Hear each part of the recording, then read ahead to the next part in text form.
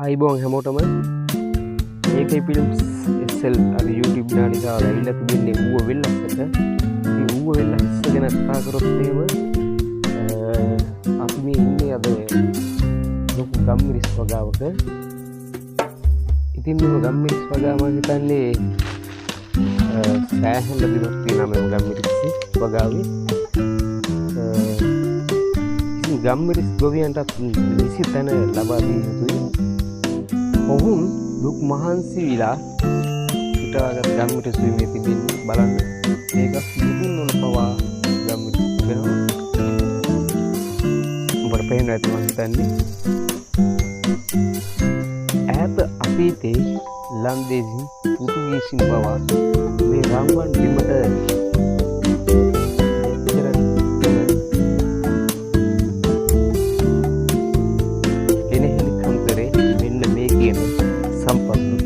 ගැනීමටයි.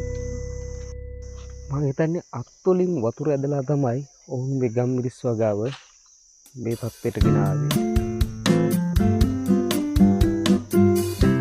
අපිට පේන මේ සියලුම තැන්වල තියෙන ගම්මිරිස්